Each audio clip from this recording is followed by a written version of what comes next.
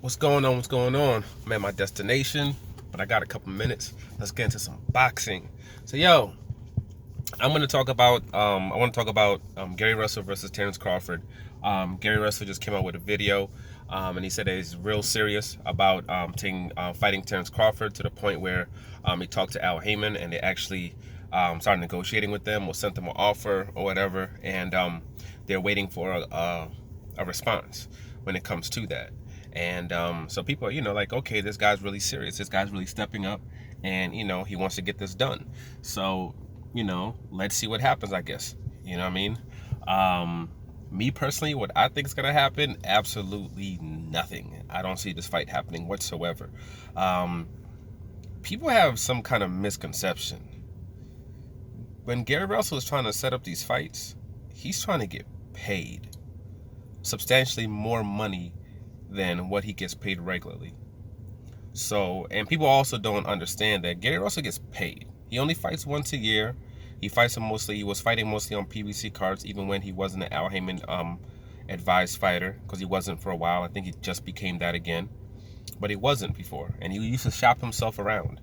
But Al Heyman used to always give him the biggest offer, which you'd end up making like $2 million per fight, with everything, and not just as that purse thing you see, but in general. Like when he fought Diaz, he got his 1 point something million. He got the full gate, which was 1 point something million. The entire gate he got. So he got over $2.2 million just off those two things alone. So he gets paid a substantial amount of money. You know what I mean? So when he fought, when he was what's his name, Devin Haney's people first contacted him, the number he put up was a career high for him that he wanted. And Devin Haney and them never tried to negotiate with them. They never tried to, go back and try to get things situated. They didn't do that. They should have, but they didn't try to negotiate with them at all. But the number he did put out there was, record number for, a purse that he's ever made. So when it comes to somebody like a Terence Crawford, where he's jumping up 20 pounds, he's going to want to get paid. And Bob Arum isn't going to give him that money.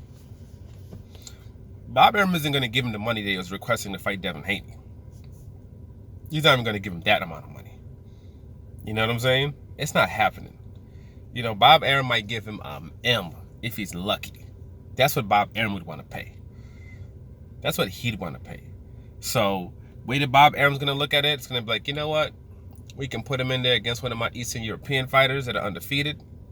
Because that's what he likes to do. Let me put him in there with one of them, because he has a couple of them. He wants to give them, all of them, title shots. Green Machine, Mean Machine, Green Machine, whatever he is, that was one of them. Kavalauskas, and then there was some other dude, I forget his name. He had the WBA belt, I believe, and he tested positive, so he lost it. Now, Ugas and somebody else are fighting for that belt. Ugas, another fighter that Top Rank did not give an offer to. Lipinets, a fighter that Top Rank did not give an offer to. Sean Porter, a fighter that they did not give an offer to. Keith Thurman, who's been screaming for a fight with him, they did not give an offer to.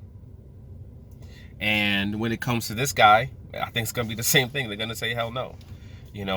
He's with the number he's gonna get, it's not gonna fit in their budget. It's not gonna fit in their budget. So I don't see the fight happening.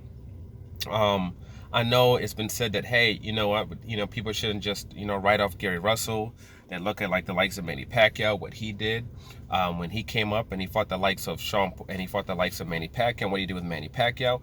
But you can't really compare the two situations. Number one, Manny Pacquiao's a big dude.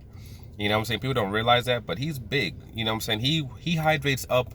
I understand that he weighs in low. Well, I don't know why he even weighs in that low. But for fights, he hydrates up to 154 pounds. And if you see like his lower body, he has a massive lower body. Like he got thick legs, he has giant elephant calves. Like he has a huge lower body that gets him from that point A to point B and gets him that power. He's able to really get that power into his shots because of how big his lower body is. And Gary Russell is not built to set up like him. And Manny Pacquiao also had fought at 140 pounds before he went up to 147 to take on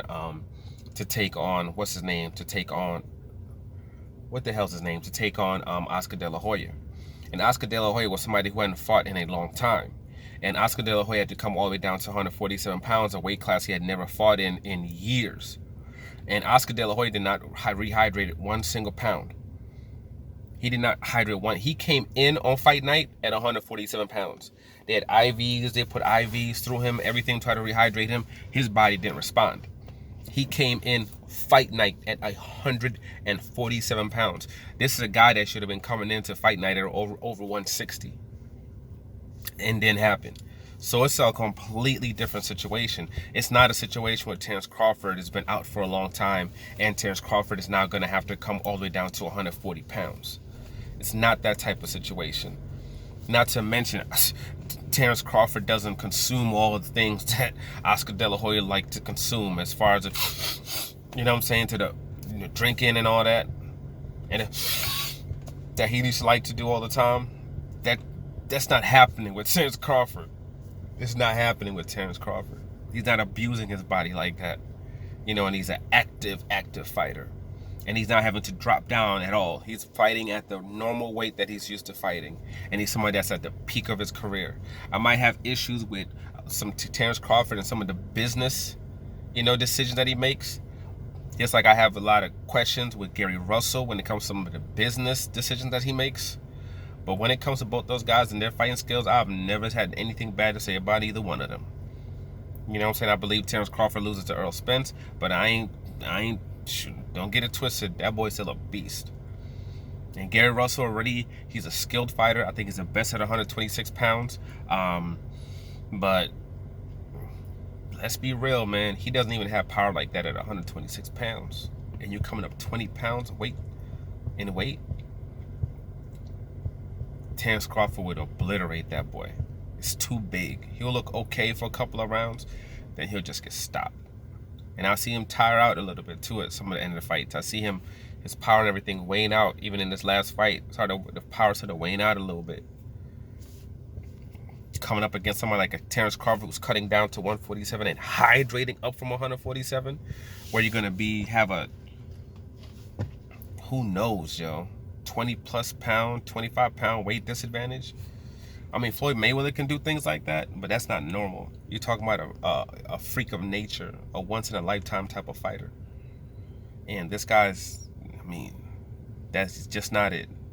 But I personally believe I don't think they're going to do it anyway. So I believe what he needs to do is, he needs to go what his previous plan was. He said he was going to go up to 147, 130 pounds, since he's a WBC champion at 126, and he can put himself into position to get the 130 pound championship at 130 pounds.